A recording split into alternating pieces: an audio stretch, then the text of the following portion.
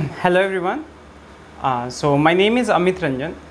और अगर आप प्लान कर रहे हो 21 जैम 21 और 22 फोड़ने का, सो बेसिकली अनअकैडमी में आपके लिए मतलब बेसिकली आपका ये जो टारगेट है, आपका जैम 21 की बात कर लो या जैम 22 की बात कर लो, तो अनअकैडमी के लिए इसके पास मतलब अनअकैडमी इसके लिए आपको स्ट्रक्चर्ड कोर्सेज अवेलेबल करा रहा है। आप अनअकैडमी डाउनलोड करो, गूगल प्ले स्टोर से डाउनलोड कर दो। अगर या वेब पे एक्सेस कर रहे हो तो unacademy.com पे आप चले जाओ, अपना टारगेट जो वहाँ पे IIT जैम सेलेक्ट करो। वहाँ से आपको बहुत सारे कोर्सेज मिल जाएंगे फॉर IIT जैम पर्टिकुलरली, मतलब बिल्कुल ऐसा है कि वो आपके IIT जैम को ही टारगेट करेगा।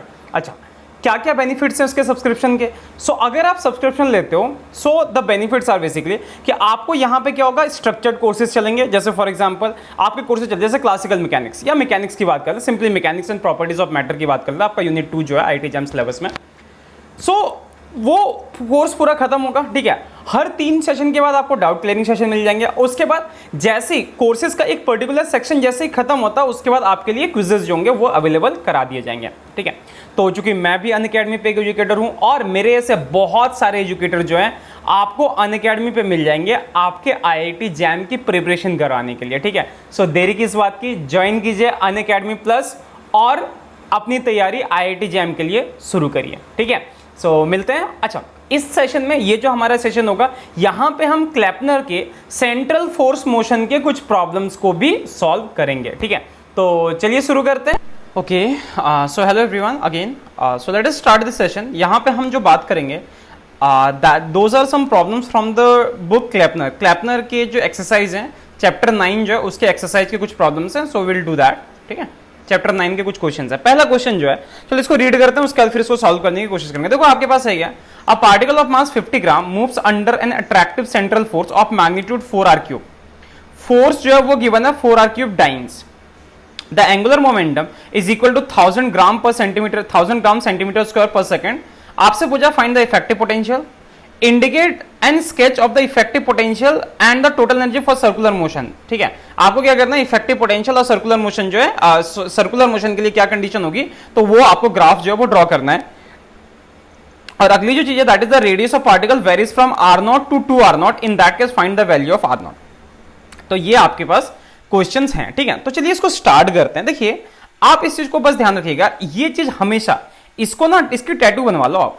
सो basically when we talk about U effective, तो U effective that is equal to U plus J square divided by 2mr²। इसके बारे में हमने बहुत ज्यादा बात करी है। ठीक है, तो आप इस चीज को ध्यान रखना बहुत अच्छे से। अनअकैडमी पे इसके बारे में बहुत ज्यादा बात हो चुकी है, तो आप इस चीज का प्लीज ध्यान रखना। ठीक है, अच्छा अब अगर मैं इसकी बात करूं यू स्क्वायर की वैल्यू क्या है, आप देखो यहाँ पे फोर्स कितना गिवन है 4r³। ध्यान से देखना, फोर्स आपको गिवन है 4r³, राइट। तो यहां से आप क्या निकाल सकते हो, यू कैसे निकालेंगे हम भैया, तो u that is equal to, और एक चीज यहाँ पे और एक चीज देखने लायक है, yeah so that is okay, perfect, yeah very good, okay fine. So अगर हम u की बात करेंगे तो u will be the attractive potential, right. So u की जो वैल्यू हो जाएगी that will be equal to -r⁴। अगर आप इसको इंटीग्रेट करोगे सिंपली आपको u जो होगा ये मिल जाएगा। सो u is this, okay very good. चलो अब हम u इफेक्टिव में यहां पे इसकी वैल्यू रख देते हैं, सो दैट इज -r⁴। ठीक है, और उसके बाद plus J square divided by 2mr²। This part is okay, I hope yeah ये चीज आपको समझ आ रही है। u that is equal to this, yeah perfect, very good. चलो अब हमारे पास क्या है, इन सब की वैल्यूज गिवन है। आप देखो ध्यान से कि आपके जे की वैल्यू कितनी गिवन है 1000। ठीक है, और उसके बाद मास गिवन है 50 ग्राम, मास आपका 50 ग्राम है, and these are given like this. Okay fine, so u effective that will be equal to u मतलब r⁴ प्लस 10³ का स्क्वायर डिवाइडेड बाय, मतलब ये 1000 गिवन है आपको, आई होप, या divided by 2 into 50 into r²। This part is okay. तो इसका मतलब v इफेक्टिव जो हो गया आपका, ये कितना गिवन आ गया, ये आपका कितना गिवन है, so that is simply equal to r⁴ plus ये कितना हो गया 10⁻100, और ये हो गया 10⁻4 divided by r²। So that is simply your v effective. ये जो आपका हो गया इफेक्टिव पोटेंशियल जो है दैट इज सिंपली दिस। ठीक है, आई होप ये वाली बात आपको समझ आ गई कि हमने इफेक्टिव पोटेंशियल जो है वो कैसे कैलकुलेट किया है। ठीक है, अच्छा उसके बाद एक चीज और है, यहां पे जो कि f जो है ये अट्रैक्टिव गिवन है, इसको आप पॉजिटिव कर लो, या that should be r, so there should be positive, and after this या this can be written like this. Okay very good. चलो अब इसके नेक्स्ट पार्ट की बात कर लेते हैं। ये तो आपने कैलकुलेट कर लिया, ठीक है, बहुत अच्छे। अब आपको क्या करना है, इसका कर्व ड्रॉ करना है, ठीक है। थोड़ा ध्यान से देखना कि इसका हम कर्व ड्रॉ करेंगे कैसे। So when we talk about, आपको ये बात पता है कि आपका ध्यान से देखना इस चीज को कि if you talk about this, हमारा क्या हो जाएगा कि एनर्जी, ठीक है, हम यहां पे क्या ले रहे हैं, यू इफेक्टिव, और अपना यहां पे क्या, that is simply R. U effective और आर के बीच में ये हमारा कर्व है, right. I hope this part is okay. अच्छा, अब एक चीज समझो कि जैसे आपका यू इफेक्टिव और आर के बीच में कर्व है, आपका एक पोर्शन क्या कहता है कि यू जो है, U effective is inversely proportional to R square, right, ये। और एक आपका पोर्शन है E effective is directly proportional to R to the power 4। R to the power 4 का कर्व कैसा जाएगा, और U effective 1 by R square का कर्व कैसा आएगा, it will go something like this, ठीक है। तो आपका जो ये वाला रीजन है, that will be that curve, ये आपका वो पर्टिकुलर कर्व होगा जो आपके यू इफेक्टिव को रिप्रेजेंट करेगा, ठीक है। अच्छा, दूसरी चीज ई जो होगा, ई विल बी अ कांस्टेंट, क्योंकि ई यहां पे कंजर्वेटिव फील्ड होता है, तो मान लो कि ये हमारा ई है, ठीक है, दैट्स ये आपको कर्व जो है दैट इसको आपको सिंपली ड्रॉ करना था, ठीक है। अच्छा, उसके बाद आपसे इस क्वेश्चन का दूसरा पार्ट क्या है, इंडिकेट दिस के सर्कुलर मोशन के लिए आप चीजों को कैलकुलेट कर लेते हैं कि हमारी आर की वैल्यू क्या हो सकती है, क्या नहीं हो सकती है। तो सर्कुलर मोशन के लिए हमारी ई की वैल्यू लिखते हैं, ठीक है। So E that will be given by, अब सर्कुलर मोशन है तो आपके लिए कंडीशन आपको याद होगी क्या था आपका, del U effective divided by del R, that should be equal to 0, right, this part is okay. So आपका del U effective by del R, उसकी वैल्यू क्या होगी एक बार उसको चेक कर लेते हैं। So del U effective by del R square, तो आपका ये क्या था, एक जो था आपका U effective that is 4r cube, right, या 4r क्यूब तो आपका फोर्स हो गया, सॉरी। सो आपका यू इफेक्टिव है ना, एक सेकंड, यू इफेक्टिव मैंने क्या लिखा था, एक minute, let me check that, कहां चला गया वो,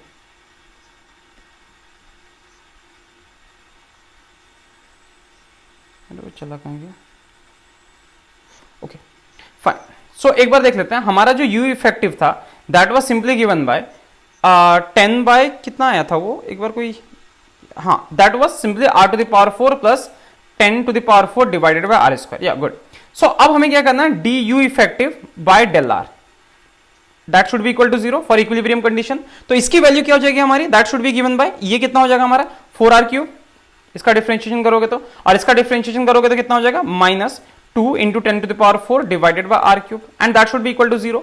ये जब 0 आप पुट करोगे, आपको यहां से क्या मिल रहा है, ठीक से अगर चेक करो, 4r cube that is simply 2 into 10 to power 4 divided by r cube again. तो इसका मतलब क्या हो गया, r to the power 6 that is equal to 10 to the power 4, ये ना, r to the power 6 that is equal to 10 to the power 4 divided by 2 which is simply equal to 5 into 10 to power 3।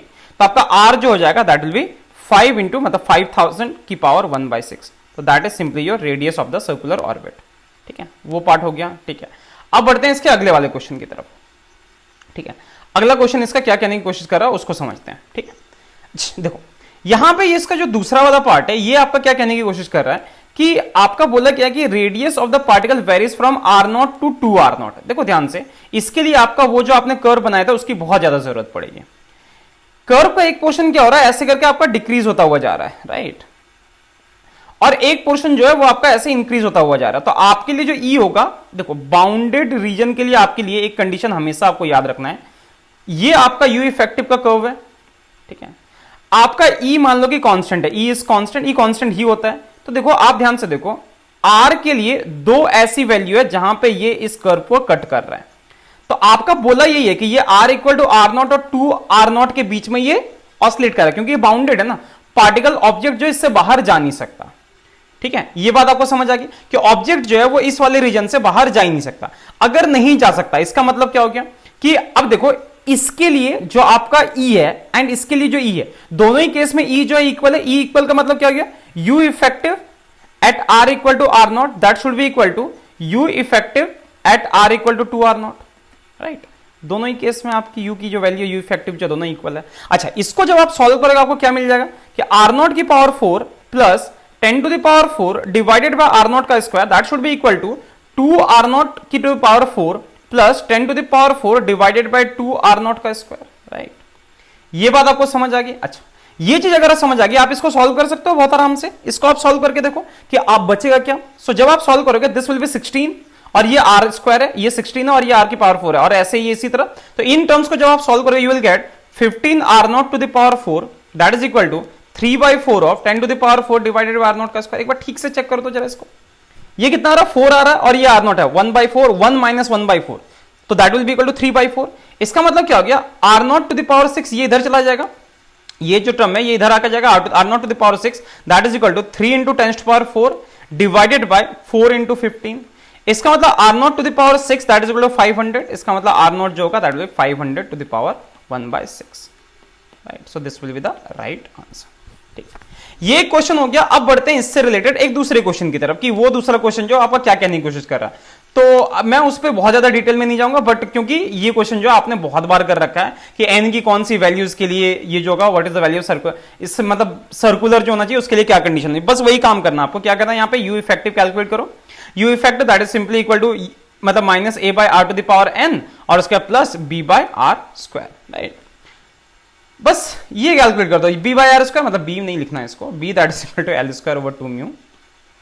बस ये value put करो, उसका del U effective by del R that should be equal to 0, और उसके बाद आपकी condition क्या होनी चाहिए, del U effective divided by del R square that should be greater than 0, that's all. ये दो कंडीशन अगर आपकी सेटिस्फाई हो रही है बस आपका काम खत्म, ये डायरेक्ट आंसर जो है वो आपका आ जाएगा, ठीक है। तो जब आप कैलकुलेट करोगे इसकी जो वैल्यू आपको मिलेगी that should B n should be less than 2, तो इसके लिए ये सर्कुलर का जो भी है, ठीक है, लेस देन 3 और 2 जो भी होता है, या I think it should be r to the power n ना, इट शुड बी 2, या करेक्ट। अगर यहाँ पे फोर्स अगर होता तो उस केस में ये 3 हो जाता, ठीक है। So this part is clear, इस पे मैं बहुत ज्यादा जाऊंगा नहीं, मैं बढ़ता हूं अगले क्वेश्चन की तरफ। अगला क्वेश्चन जो है थोड़ा ध्यान से देखना, इस क्वेश्चन को तो मैंने पूरा नहीं लिखा है, बट मैं आपको ये क्वेश्चन जो ना पूरा आपको इसमें दिखा दूंगा कि आपका क्या आ रहा है। स्क्रीन पे आपको एक स्क्रीनशॉट दिखेगा, वहां पे आप अंदाजा लगा, मतलब वहां से आप देख लो कि आपका पूरा क्वेश्चन जो वो कह क्या रहा है।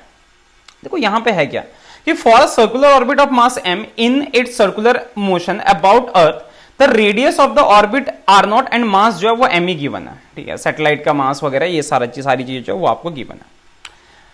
आपको बोला क्या इस चीज को देखो कि find the total energy of the satellite, satellite की टोटल एनर्जी क्या है। उसके बाद क्या बोला देखो कि जब अपर एटमॉस्फेयर में क्या हो रहा है कि ये थोड़ा सा फ्रिक्शन फील कर रहा है, जैसे ये अर्थ है, मैं इसको दिखाता हूं यहाँ पे ध्यान से देखो, इस क्वेश्चन को मैं समझा देता हूं वैसे कि देखो जैसे ये अर्थ है, इसके चारों तरफ ये सैटेलाइट घूम रहा है, तो एटमॉस्फेयर के ऊपर ना इसको हल्का सा फ्रिक्शन मिल रहा है।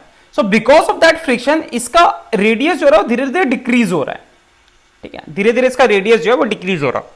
तो आपको यह बताना है कि एक बार जब ये पूरा चक्कर लगा लेगा उस केस में what is the change in kinetic energy या what is the change in energy, आपको ये फाइंड करना है। तो इक्वेशन का सेकंड पार्ट जो है वो ये है।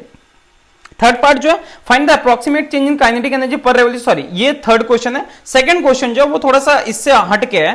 थर्ड क्वेश्चन जो है कि आपका वर्क डन क्या होगा, कि आपका जो है सॉरी वर्क डन नहीं, कि आपका ये पूछा गया कि जो ये रेडियस जो डिक्रीज हो रहा ना, तो इस केस में आपका ये जो रेडियस में डिक्रीमेंट आया डेल्टा आ रहा है, व्हाट विल बी दैट। आपका थर्ड सेकंड क्वेश्चन जो बी पार्ट जो वो ये है कि जब इसका रेडियस धीरे धीरे डिक्रीज हो रहा है तो पर रेवोल्यूशन के साथ जो डेल्टा आर होगा what will be that, change in are what will be that, आपसे ये क्वेश्चन पूछा है, ठीक है।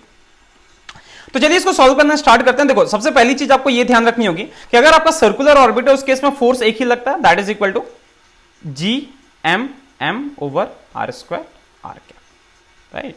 ये आपका हो गया, ठीक है। अच्छा ये फोर्स, इस फोर्स को बैलेंस कौन करता है, this will be balanced by centripetal force. I hope आपको ये बात पता होगी। So M V square by R that will be balanced by G M E M divided by R square, right. अब यहां से इसका मतलब क्या हो गया, half of M V square, half से ऊपर नीचे मल्टीप्लाई कर दो, चूंकि हमें इसको पोटेंशियल के फॉर्म में लिखना है। So that is equal to half G M E M over R square divided by 2r, sorry that will be R, या राइट, क्योंकि ये आर कैंसिल हो जाएगा, फिर हाफ से हम इसको कर रहे हैं, या good, okay fine, this part is okay. अब इस चीज का मतलब क्या हो गया, आपको पता है कि पोटेंशियल एनर्जी क्या होती है, U that is equal to minus G M E M divided by R. तो उस चीज का सेंस ये क्या बनाता है कि आपकी जो एनर्जी होगी, मतलब आपकी जो काइनेटिक एनर्जी आ रही है that is nothing but minus U by 2। This part is okay, you and this is minus U by 2। I hope this part is okay. तो ये आपकी क्या होगी, this is your kinetic energy, ये आपकी kinetic energy होगी। चलो very good, बहुत अच्छे। अब क्या करना, आपको टोटल एनर्जी कैलकुलेट करना। टोटल एनर्जी में हम क्या करते हैं, half of M V square, याद रखना ये जो v है ना that is the total velocity, मतलब v का मतलब यहां पे क्या, that is simply V R square plus V theta square, ठीक है। प्लस क्या हो गया u, इसका मतलब क्या हो गया, total energy that is equal to minus U by 2 divided by sorry plus U that is equal to simply U by 2। तो ये होगी आपकी total energy, total mechanical energy जो आपको कैलकुलेट करनी थी दैट वाज 10। चलो वेरी गुड। अब बात करते हैं कि दूसरा क्या है कि जैसे अब क्या हो रहा है, देखो यहां पे क्या हो रहा है कि फ्रिक्शन के कारण बेसिकली वो कह रहा है इसका ये जो हो रहा है रेडियस जो हो रहा है वो डिक्रीज हो रहा है, राइट। तो इसका मतलब क्या हो गया, वर्क डन बाय फ्रिक्शन, हमें work done by friction calculate करना है, मतलब कैलकुलेट तो हमें डेल्टा आर करना है, लेकिन हम ये लिख सकते हैं ना work done by friction. So that is given by, इसकी वैल्यू क्या हो जाएगी, delta W that is equal to frictional force into displacement. अब डिस्प्लेसमेंट का मतलब क्या, 2 पाई आर ओवरऑल, मतलब डिस्टेंस जो है that is simply equal to ये ना, क्योंकि ये धीरे धीरे इसकी वैल्यू रिड्यूस हो रही है, right. So 2 pi R times F, okay very good. तो इसका मतलब क्या हो गया, and this will be the change in energy, और यही तो होगी ना आपकी चेंज इन एनर्जी, ठीक है। अच्छा ओके, नाउ अब एनर्जी एट आर, अब आर पे हम अपन एनर्जी कैलकुलेट कर लेते हैं, वो क्या हो जाएगा minus half M V square, right, change in energy total energy, ठीक है। तो that is equal to minus half M V square and which will be given by, और इसकी वैल्यू क्या हो जाएगी minus half M E M divided by 2r, ये अभी हमने कैलकुलेट किया था, राइट। मतलब हमें अल्टीमेटली चेंज इन एनर्जी जो है, टोटल एनर्जी जो है वो वहां पे कैलकुलेट करनी है, और ये आप पोटेंशियल एनर्जी आराम से बता सकते हो, इसकी आपको जरूरत भी नहीं पड़ेगी, ठीक है। नाउ व्हाट इज दैट, अब अगली चीज क्या होगी, we know that D by D R that is equal to minus G M E M divided by 2 into minus 1 by R square. ये पार्ट आपको समझ आ गया, डी बाई डी आर क्यों किया ऐसा, क्योंकि हमें क्या चाहिए, हमें पता है कि हमारा डेल्टा ए क्या होता है, that is simply equal to del E by del R into delta R. इसका मतलब हमारा क्या हो गया, delta R that is equal to del E by del R, sorry delta E divided by del E by del R. ये part clear है। अब इसका मतलब क्या हो गया, डेल ई आपने कैलकुलेट किया because the work done due to friction that is equal to minus 2 pi R F divided by del E by del R, अभी आपने फाइंड किया G M E M divided by R square, जो अभी हमने लिखा था ये, right, this part is okay. अच्छा, ये चीज जब आपने फाइंड कर ली तो यहां से क्या हो गया आपका डेल्टा आर क्या हो गया, मतलब change in radius that is simply given bye, आप देखो 2 पाई ये आ गया 4 आई थिंक, या दिस पार्ट इज ओके, हाँ एक 2 सॉरी यहाँ पे एक 2 मिसिंग है, या सो 2 2 जा 4, so that is equal to 4 pi R cube F divided by G 4 pi, एक सेकेंड ये ऊपर चला गया 4 पाई आर क्यूब, ठीक है, F divided by G M E और एम, या good, so that will be G M E and M. So that is the net change in radius in per revolution. Per revolution जो आपका radius change हो रहा है that is this. अब बढ़ते हैं इसके नेक्स्ट पार्ट की तरफ। अगला क्वेश्चन क्या कह रहा है, आपको ध्यान से देखो कि find the change in kinetic energy पर रेवोल्यूशन। अब पर रेवोल्यूशन आपका चेंज इन काइनेटिक एनर्जी क्या होगा, आपको पता है कि चेंज इन काइनेटिक एनर्जी, आपका काइनेटिक एनर्जी क्या होता है basically, that is change in kinetic energy that is the amount of work done या फिर एनर्जी डिसिपेटेड, राइट।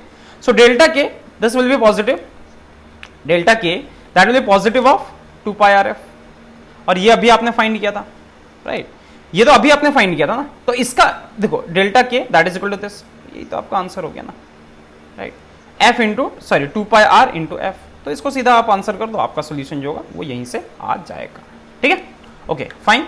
सो ये था, ये कुछ क्वेश्चन थे जो हमने आज की। अब अगले कुछ सेशंस होंगे वहां पे हम इसी तरह के कुछ क्वेश्चंस करेंगे। अगर आपको लगता है कि नहीं इस क्वेश्चन में थोड़ी गड़बड़ है, कुछ डाउट है, तो you can ask in the comment section, please ask in the comment section. आप कमेंट सेक्शन में आस्क कर सकते हो, या नीचे कुछ टेलीग्राम ग्रुप्स जो हैं उसके मैंने लिंक्स दे दिए हैं, आप जाके सीधा उसको ज्वाइन कर लो। और दूसरे मेरे प्रोफाइल से फेसबुक प्रोफाइल या अनअकैडमी प्रोफाइल, आप जाके उसको विजिट कर सकते हो, आप मेरे को वहां पे फॉलो कर सकते हो, ठीक है। सो मिलते हैं जल्दी, तब तक के लिए टाटा, take care and bye bye.